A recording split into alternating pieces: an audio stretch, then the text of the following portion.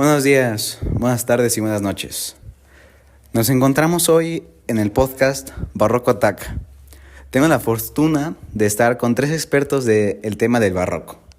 El primero, Alan David Molina Guarneros. El segundo, Alejandro Fuentes Chávez. Y finalmente, Rafael Arteaga Gaitán. En este podcast vamos a hablar sobre el contexto histórico del barroco, juntos con sus diversidades artísticas y sus respectivos autores. En fin, es un placer estar con ustedes. Y sin más preámbulo, comencemos. Buenos días, Rafael. Cuéntanos un poco sobre el contexto de aquella época que sin duda marcó un antes y un después en el mundo de la literatura y el arte. Por supuesto, una característica principal del barroco es que se activaron muchas estrategias militares contra el procesamiento, lo que llevó a la Guerra de los 30 años, la cual fue desde 1618 hasta 1648, y esta tuvo como resultado, la caída de la hegemonía española. Con lo que respecta a la religión, Europa experimentó cambios y efectos de la Reforma Protestante. Esta fue iniciada por Lutero en 1517 y la Contrarreforma Católica, dirigida por el Concilio de Trento entre 1545 y 1563.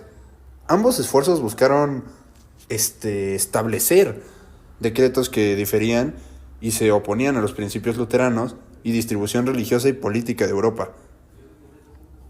La Europa barroca, fue cada vez más complicada. La soberanía del catolicismo en Europa y en países con una monarquía absolutista, como modelo de gobierno como la francesa y la española, son las más representativas de estas ideas luteranas. Estas también se extendieron a tierras nórdicas, mientras que se estableció en Holanda y Escocia y también en parte de Inglaterra. Por la parte de Holanda, la burguesía se sublevó contra la monarquía absolutista de los Austrias y se independizó de España varios años después. Y esta establecía que había una unión por asiento entre la república y el procesamiento reformista. Muchísimas gracias, Rafael, por esa enriquecedora participación. Sin duda, cada día aprendemos algo nuevo, y esta vez sí que aprendimos. Pero vaya, no es suficiente. Así que Alejandro, por favor, continuemos contigo. Cuéntame un poco sobre los autores que existieron durante la época barroca y sus respectivas obras, por favor, para enriquecer este podcast aún más. Por supuesto que sí, Javier. A continuación, te compartiré algunos de los autores más importantes de la época. Bien, empezaremos por uno que muchos conocen. Su nombre es Luis de Góngora. Nació en 1561 y murió en 1627. Este poeta cordobés fue creador y mayor representante de poesía cuiterana o gongorina. Su obra destaca por la dificultad conceptista y la ornamentación a través de la cual excede una realidad embellecida. El empleo de cuitismos es magistral el tratamiento de metáforas y hipérboles, con formas de estilo deliberadamente enrevesado. En su poesía predominan dos estilos, el popular de metros cortos y la poesía cuiterana en la que destacan obras como sonetos, la fábula de Polifemo y Galatea.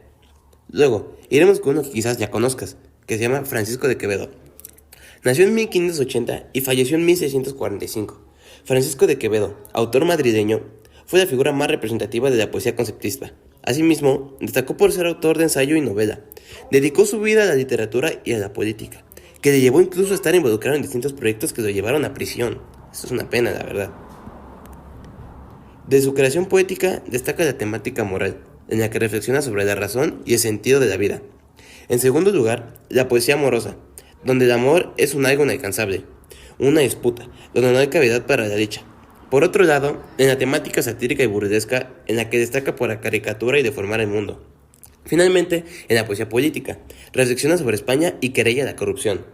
Entre las obras más destacadas, encontramos Historias de la vida de Buscón, Sueños y discursos, Política de Dios, Gobierno de Cristo y Tiranía de Satanás.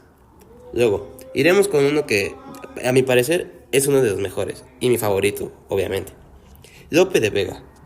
Nació en 1562 y murió en 1635, uno de los autores más significativos de la literatura española. Cultivó casi todos los géneros con una gran formación en humanidades. Produjo una cuantiosa creación muy variada en la que se conservan 500 obras. Desarrolló la poesía lírica, la poesía épica, la poesía satírica y burlesca, idea de tipo popular. En su producción teatral, Lope de Vega rompe con la fórmula teatral de clásica de algunas de las renovaciones técnicas. Fue una reacción a 3 actos, transgresión de la regla de las 3 unidades, la cual forzaba a atender a un solo lugar y tiempo. Entre las obras más destacadas encontramos La hermosa Esther, La dama boba, El perro hortelano y Fuente ovejuna. Luego, iremos con Tirso de Molina. Nació en 1579 y falleció en 1648. Fue una de las grandes figuras de teatro barroco español. Gran parte de su producción se perdió en la que cultivó una gran variedad de temática y con la que hizo grandes aportes, tales como el mito de Don Juan. Entre sus obras destacan El burlador de Sevilla, El condenado por desconfiado, Don Gil de las calzas verdes. Luego, Pedro Calderón. Nació en 1600 y falleció en 1681. A la edad de 81 años, autor madrileño y culmen del teatro barroco, fue discípulo de Lope de Vega y cultivó una obra de gran variedad temática, religiosas, históricas, filosóficas, legendarias, honor de enredo y de capa y espada. Entre sus obras más representativas encontramos La vida es sueño, El alcalde de Zalamea, El gran teatro del mundo. Luego, continuaremos con una gran mexicana, Sor Juana Inés de la Cruz. Nació en 1648 y falleció en 1695, una muy corta vida sinceramente. Fue máxima representante en novohispana del barroco. En su obra cultivó principalmente la lírica, dramaturgia y prosa. Su estilo ingenioso destacó especialmente por el juego de palabras, donde sus abundantes figuras literarias como los retruécanos o el hiperbatón. En su creación lírica abordó el tema amoroso, filosófico, bíblico y mitológico. Entre las obras más destacadas se encuentran Neptuno alegórico, El divino Narciso y Primer sueño. Continuaremos ahora con Giovanni Battista Marino. Nació en 1569 y murió en 1625, representante italiano de la literatura barroca, y al cual se debe el movimiento del marinismo. Fue contemporáneo de Góngora y sido guarda el parecido autor español del cuaternarismo. Entre sus obras destacan Le Rime, La gira y Adonis. Luego, continuaremos con John Donne. Nació en 1572 y falleció en 1631. John Donne fue un poeta metafísico inglés, cuya obra se acerca a la poesía conceptista española. Cultivó de la poesía amorosa y religiosa, y fue un virtuoso de la metáfora y la paradoja conceptual. Entre sus obras más importantes destacan Poems, Six Sermons, Ensis in Divinity. Continuaremos con su tocayo, John Milton. Nació en 1608. Y murió en 1674. Fue uno de los poetas más representativos del barroco inglés, que cultivó los géneros de poesía y ensayo. De etapa clásica bebe de la belleza formal, que une con el pensamiento cristiano. Entre sus obras principales podemos contar con unas que Areopagítica, El paraíso perdido y Paraíso. Muchísimas gracias, Alejandro, por esa gran aportación. De hecho, quisiera mencionar que Quevedo es uno de los artistas que más me ha impactado de esta historia. He de decir que su poesía ha marcado su huella en mí, ya que me ayudó a pensar más profundo y filosóficamente sobre distintos temas. Pero bueno, Alan, ¿qué nos puedes comentar sobre el siglo de oro? Para empezar, ¿qué es el siglo de oro, Alan? Te escuchamos. Muchas gracias, Javier. Ahora pues yo voy a decir un poco sobre el contexto del siglo de oro, que fue algo muy pero muy importante en esta época del barroco. Primero recalcar que el siglo de oro fue una corriente literaria y artística que tuvo lugar dentro de España entre el siglo XV y el siglo XVII. Si nos fijamos en eso último, podemos ver que hablamos de un periodo de 2 siglos. En realidad no es tanto, exacto, aunque sí abarca más de 100 años que dura un siglo común. Corriente en cuanto a los puntos de inicio y de final, existe aún mucha discusión entre los expertos. Sin embargo, la mayoría de ellos están de acuerdo en establecer 2 años concretos. En 1492, en este año, Antonio de Nebrija publica su Gramática Castellana, el primer tratado o manuales acerca de la gramática de nuestro idioma. En 1681, él fue el año en que murió dramaturgo Calderón de la Barca. Fue el último representante de todo el siglo de oro. Pero ahora de seguro te estarás preguntando, ¿por qué se llama esta etapa siglo de oro? Bueno, es porque el siglo de oro se llama así por el valor de las obras artísticas producidas en esta etapa. Recordemos que el oro es un elemento que vale muchísimo. esa forma que se vuelve una completamente perfecto para indicar que es algo de una calidad elevada. Precisamente, pues eso pasó durante el periodo entre 1492 y 1681. En el caso de la literatura, aparecieron autores que consideraron el español como lo hicieron los poetas romanos con el latín más de un milenio antes. Ahora un poco sobre la historia de este siglo de oro. La historia de esta corriente literaria comienza, como ya vimos más arriba, en 1492. Este año fue de muchos eventos históricos, pero el que más nos importa para el tema de hoy es la aparición de la gramática castellana. Recordemos que el español se derivó del latín y había estado constituyéndose por siglos. Lo que logró Antonio de Nebrija fue consolidarlo al ser capaz de explicar las reglas de su uso y de su funcionamiento. Ahora unos movimientos del siglo de oro que son muy pero muy importantes de recalcar es de que al ser una etapa tan amplia englobó a la vez varios estilos o movimientos literarios, y para resumir un poco y no halagarlo tanto, es de que cada uno de ellos proponía una forma de composición y un lenguaje distinto entre tantos estilos. Hubo dos que se desarrollaron en la poesía y que influyeron en autores de los siglos recientes, el conceptismo y el culteranismo. Ahora quiero decirles lo más importante de las obras del siglo de oro. Diré a continuación las más importantes. Recordemos, como lo quieran analizar, aquí van. Bueno, primero es La Celestina, que fue escrita por Fernando de Rojas en 1499. Esta es una novela dialogada con un fuerte componente de crítica social que narra la lucha ideológica y moral de una sociedad en transición entre la Edad Media y el Renacimiento.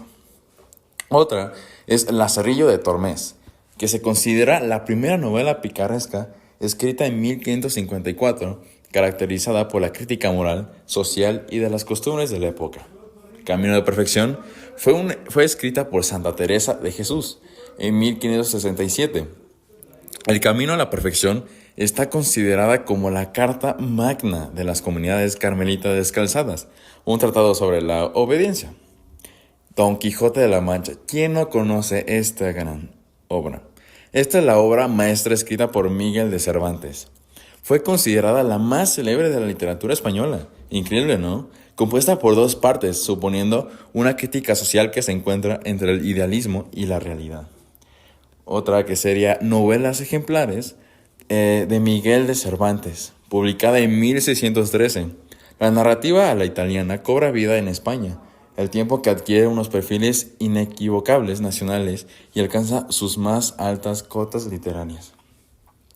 Fuente Ovejuna es una obra literaria escrita por Lope de Vega, en la que se destacan la corrupción y el desencanto, característicos de la época barroca, cerca del año como 1476. La vida es un sueño. Esta obra teatral fue escrita por Pedro Calderón de la Barca. Es una de las más representativas de la literatura barroca, cuyo tema central no es otro que la libertad del hombre para disponer su vida frente a lo que dicte el destino. Y ya para finalizar un poco sobre estas obras muy importantes de la época, es la selección más grande y variada en cuanto a los temas y la métrica escrita por Sor Juana Inés de la Cruz. Hablo de Inundación Castalida. En ella encontramos poemas de circunstancia que incluyen felicitaciones de familia de los virreyes, retratos de personas, homenajes, expresiones de alabanza y agradecimientos. Muchísimas gracias, Alan, por esa gran participación. Ahora, Rafael, ¿nos puedes contar un poco sobre cómo terminó la etapa del barroco? Ya nos contaste un poco del contexto histórico. Ahora, un poco de cómo termina. Te escuchamos. En definitiva, comprender el contexto histórico del barroco es esencial para apreciar plenamente la literatura de esta época. Este periodo, que abarcó el siglo XVII, estuvo marcado por tumultuosos acontecimientos históricos, como la Contrarreforma, la Guerra de los 30 años y cambios sociales significativos. Estos eventos dejaron una huella indeleble en la mentalidad de la sociedad barroca. Además, reflejaron en la literatura de la época, desde la exploración de la dualidad humana hasta la expresión de la angustia existencial. La literatura barroca capturó las complejidades y contradicciones que eran en la transformación. Al considerar el contexto histórico, se revela una riqueza de significado que enriquece nuestra interpretación de estas obras literarias, conectándonos con las preocupaciones, valores y desafíos que las personas de esa época tenían y cómo se relacionaban ellos con su sociedad y al mismo tiempo el arte, la cultura, la literatura del barroco. Muchísimas gracias, Rafael. Siempre podemos aprender algo nuevo de ti. Y como sabes tanto del tema, se nota que el contexto histórico del barroco te apasiona. Aprovecho para mencionar que la muerte de Johann Sebastian Bach fue bastante impactante, porque básicamente determinó el fin de una era artística que trascendió en nuestra historia. En el último cuarto del siglo XVII, Europa experimentó un cambio cultural significativo, conocido como el fin del barroco. Este periodo artístico, caracterizado por su extravagancia y su complejidad, llegó a su conclusión aproximadamente alrededor del año 1750. Una de las figuras más destacadas de este movimiento, Johann Sebastian Bach, falleció este año, marcando simbólicamente el final de una era musical y cultural extraordinaria. El fallecimiento de Bach no solo representó el cierre de una vida prolífica, sino también el final de una época artística. El barroco, con sus composiciones ornamentadas y su enfoque detallado, se dio paso a estilos más ligeros y fluidos, como el clasicismo, que emergió en las décadas siguientes. Este cambio de paradigma musical y cultural reflejó una transición cultural más amplia en Europa, donde las ideas de la ilustración y el racionalismo comenzaron a influir en todas las formas de expresión artística.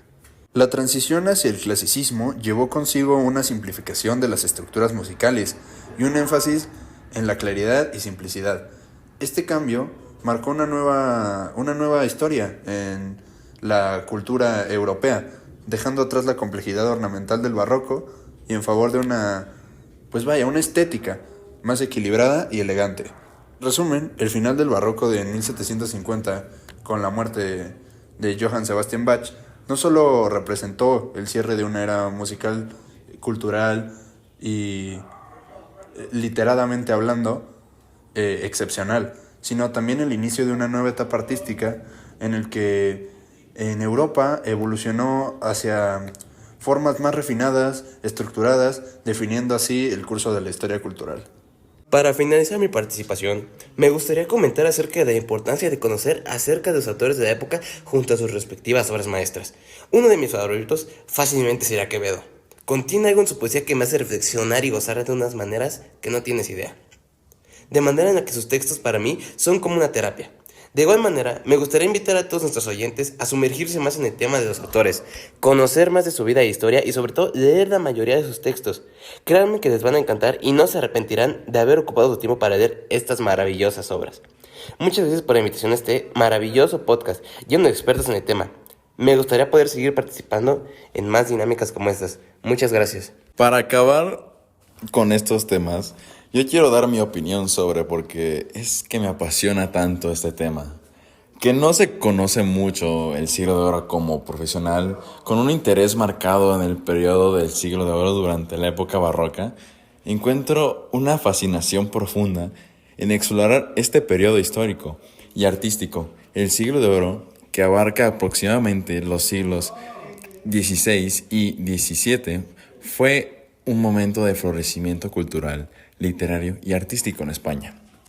Esta época se caracteriza por su riqueza y complejidad, donde se gestaron obras maestras en diversas disciplinas, como la literatura, la pintura y la música. Lo que me apasiona de este periodo es la diversidad de manifestación artística que surgieron, desde las obras teatrales de dramaturgos como Lope de Vega y Calderón de la Barca, hasta la pintura majestuosa de artistas como Velázquez y Murillo. La literatura se enriqueció con la producción de obras literarias, como la de Cervantes, con su inmortal Don Quijote de la Mancha. Y la importancia de reconocer el siglo de oro radica en entender la riqueza cultural de este periodo, que no solo influyó en la historia de España, sino que también dejó un legado duradero en la literatura y el arte a nivel mundial. Al explorar este periodo podemos comprender mejor las complejidades de la condición humana, las tensiones sociales y políticas, y la capacidad de arte para expresar cuestiones de realidad en su tiempo. Pues muy bien, caballeros. En este podcast hemos aprendido bastante sobre el barroco. Un ejemplo es el siglo de oro, que abarca gran parte y que es muy extenso, mostrando obras literarias por montones y arte que apasiona a los escritores y pintores. Por otro lado, los autores y sus dichas obras son realmente impresionantes, cada una con su dicha chispa que la diferencia de las demás. Quisiera agregar que el contexto histórico del barroco realmente es variado y tiene situaciones que muy pocas personas conocen, pero que al fin y al cabo es pura cultura general que fomenta nuestra capacidad literaria y que ayuda a mejorar y aprender más sobre la historia de nuestro mundo, la historia de la humanidad, nuestra historia. Muchas gracias a todos los oyentes. Esto fue Barroco Attack. Ya saben que nos pueden seguir en nuestras redes sociales y eso es todo por hoy. Muchas gracias por escuchar y muchas gracias a los presentes por dotarnos de su sabiduría y por aceptar mi invitación. Fue un placer. Santiago, el placer es todo nuestro. Sabes que es un honor estar en tu podcast y aprecio tu invitación. Y luego tomaremos una copa de vino con una buena vista y con una buena compañía. Igualmente, muchísimas gracias nuevamente por la invitación. Me encantó estar aquí y poder compartir un poco de lo que es el barroco con todos ustedes. Ojalá pueda repetirse y sin más que agregar, me despido.